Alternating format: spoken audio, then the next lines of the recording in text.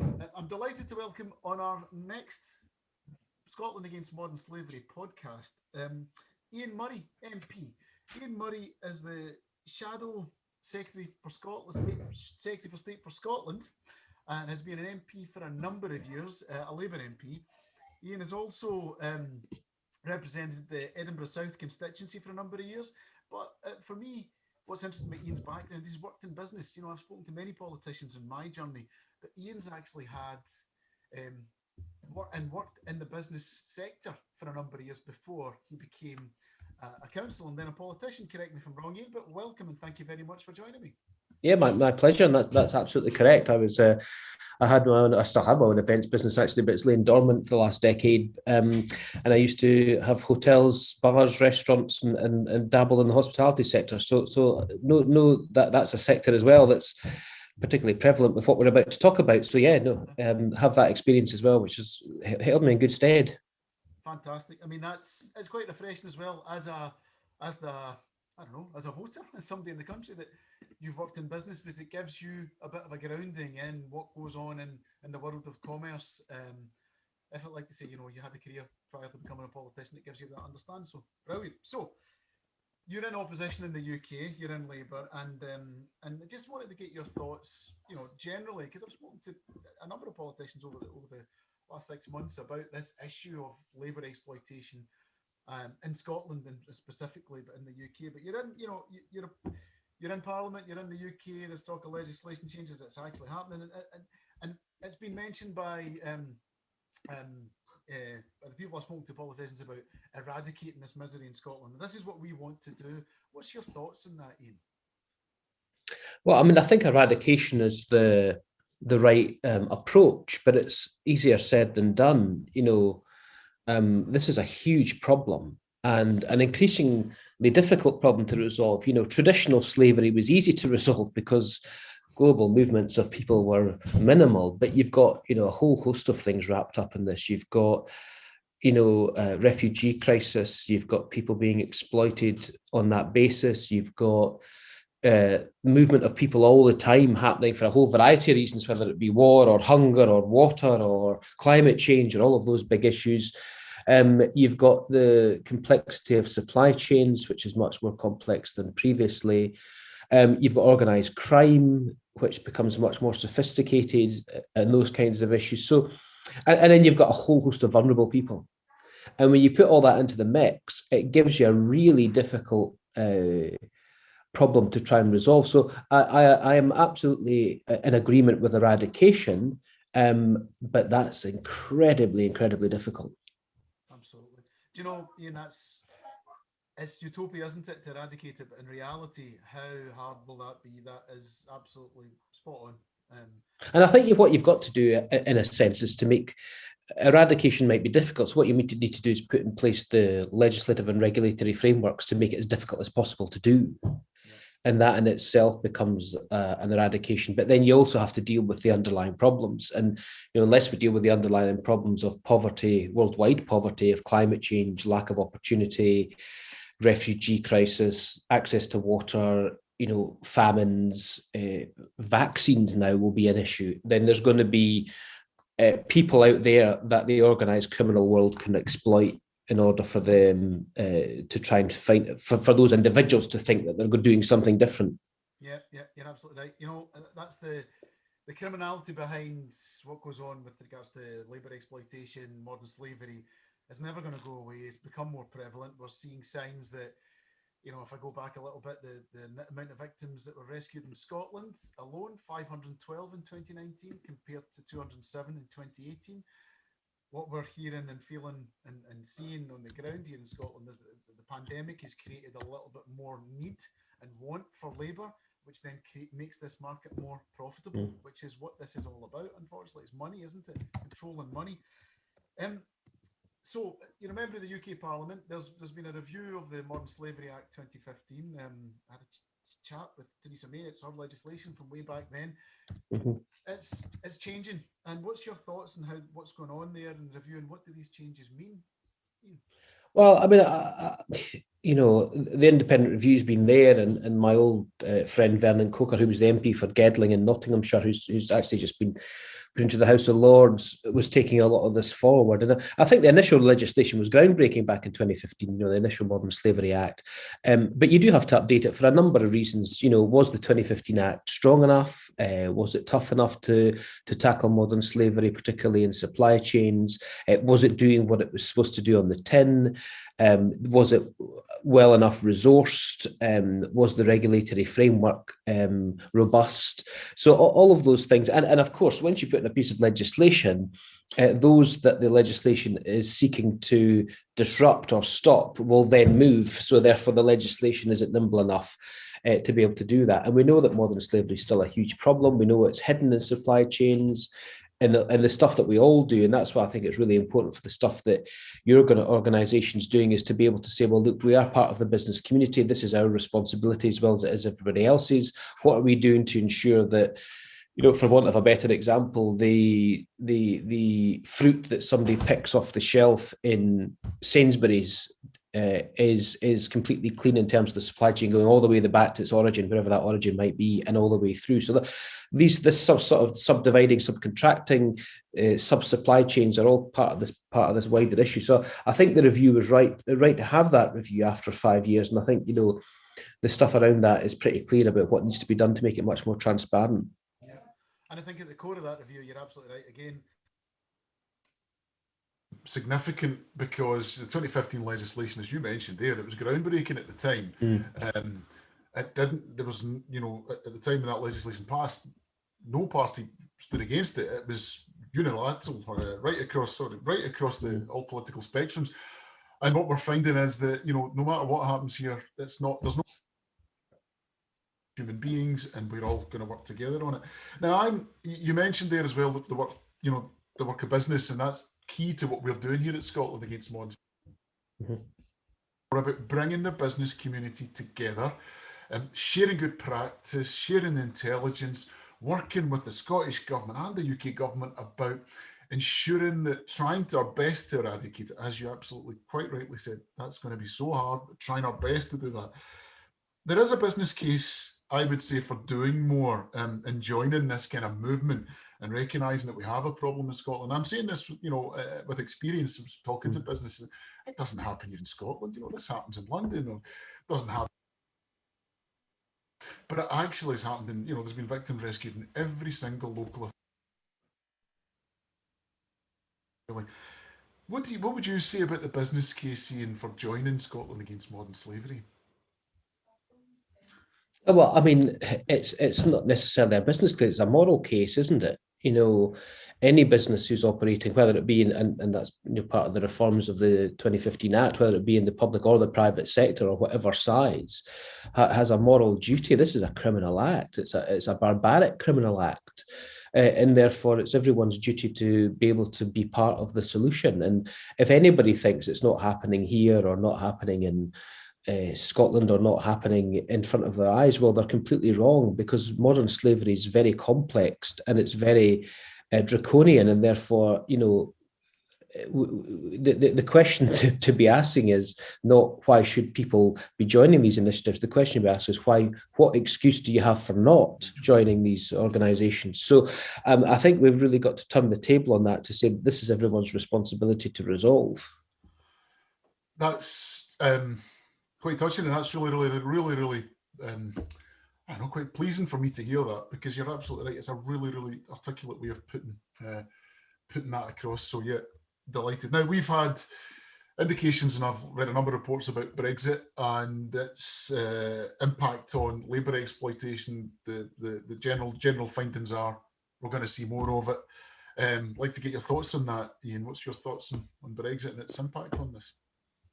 Well, I mean, I haven't really thought about that as an issue as yet. Obviously, part of the issue of trafficking is the movement of people around, and therefore, I suppose you could argue the sheer mathematics of it are that if people move around easier, then trafficking, it becomes then easier.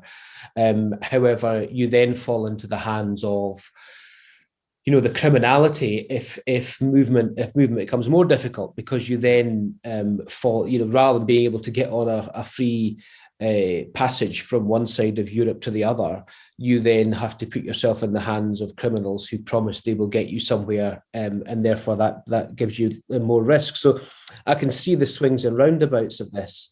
Yeah. I don't think, though, we should really try and wrap this up in the issue of Brexit. I mean, I'm a huge Remainer, gutted and disappointed and angry that we're no longer a member of the European Union.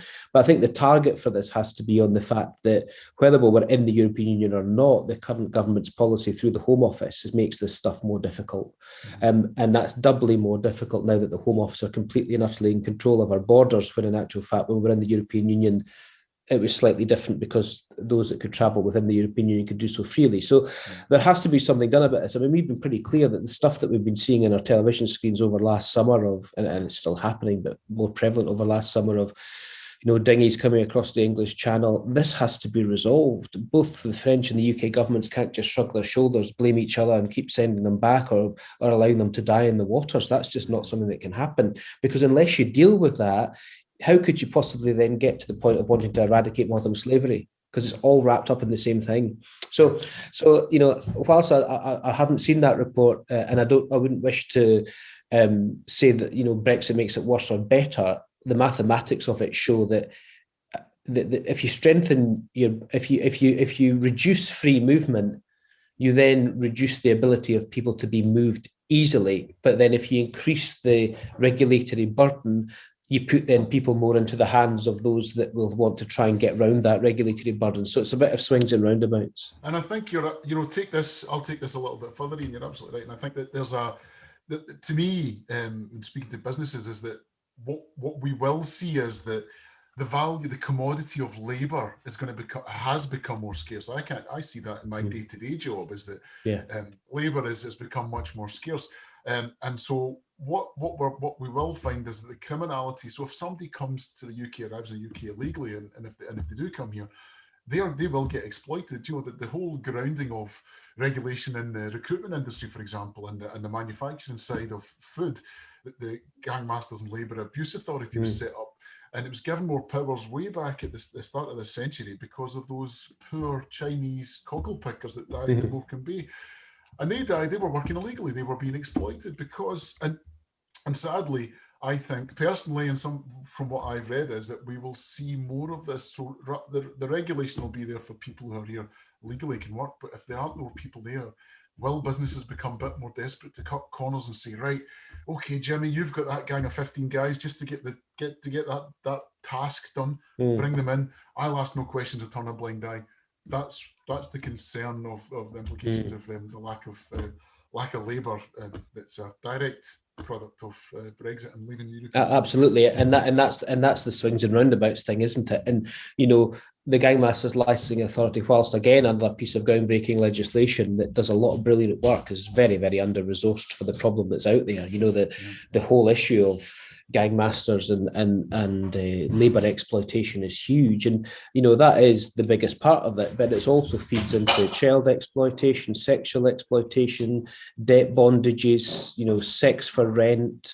All of these things are huge issues, and really, if you choose to go down the route of a Modern Slavery Act, of a Gang Masters Licensing Authority, of doing what you can about labour exploitation, you really have to fund it properly, and you really have to give it the teeth to do something properly.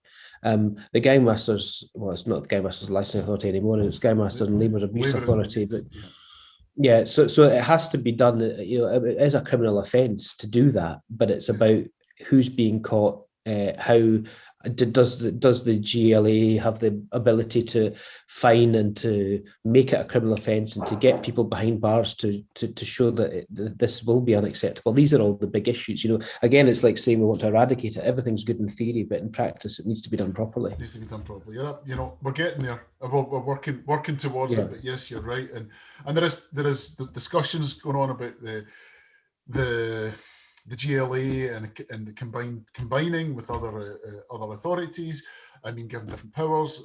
In Scotland, they don't have enforcement rights, so they have to work alongside Police Scotland, whereas in England it's different, but all being part of Four Nations. Now, I suppose that leads me, as we're kind of coming to a close of having a quite an in-depth discussion. I would say that, you know, you are Shadow Secretary for State for Scotland. You are in opposition, the biggest opposition party in the UK Parliament. I would be keen to hear, I'm sure many of our listeners can hear, what would you do differently if you were in power in Westminster or the Scottish Parliament? We're coming up to May, you know, for the Scottish election shortly.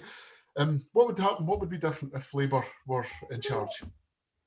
Well, I mean, that's a huge issue, but, you know, let's just touch on some things. The first thing is that, you know, you've got to sort out the Home Office and the immigration system in this country, because that in itself, the unfairness and justice and lack of compassion in that system in itself creates part of this problem. The second thing is the Gangmasters Licensing Authority was a Labour creation. It was a Labour creation to try and find a way around some of this Labour exploitation, particularly in some of the sectors like construction, which I think is one of the biggest problems in terms of that kind of Gangmasters issue. And that has to be strengthened, it has to be developed, and we had a whole host of policies in previous manifestos to do that.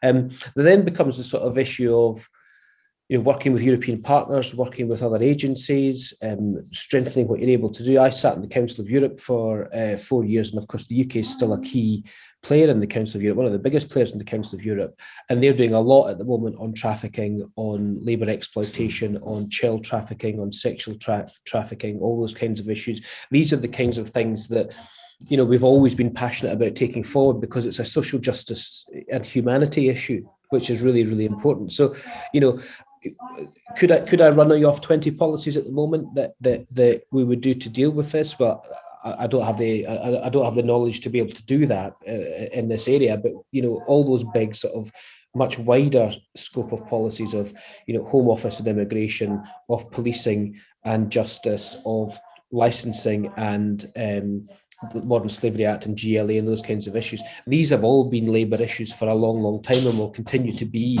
at the core of what we do in terms of these kinds of exploitation issues. Because, you know, if you think about it, the key, and if I can reflect the other way, one of the key criticisms of our 2015 manifesto, which was distilled into a mug, Controls on Immigration, which was hugely criticised, was never about that. What it was about was, if we wish to be a country that benefits from and cherishes free movement, which is what we are, then we have to be, as a government, have the ability to be able to deal with the exploitation of that, because if you don't, it undermines the entire principle of having it. And that was the key principle here about trying to do something about this stuff. Understandable, and that's probably a really, really good point to finish on about that. You know, about the movement of people, the exploitation of people, but actually having the principles and the guidelines to ensure that people don't get exploited. And as we started this conversation about, it's towards getting to that point of eradication. But will we ever get there? But we have to try and do what we can. But there's a lot of people. I think one of the things we can do is, you know, as policymakers, it's not really a party thing, but right across the board, is to make the issue of modern slavery much more prevalent in the wider public's minds. And I think you can see that now. I mean, Vernon Coker, who I spoke to about before, took this forward at the Council of Europe, but he's just been appointed, since he left office, to Nottingham University as an expert in modern slavery. So if you can see that things start to move from a public policy basis, and things start to move on the basis of the public thinking about these issues, that's when you get the step change to eradication, really. Brilliant. Thank you so much, Ian Murray, MP for Edinburgh South and Shadow Secretary for State for Scotland. Thank you so much for joining me today on Scotland Against Modern Slavery's podcast. Thank you.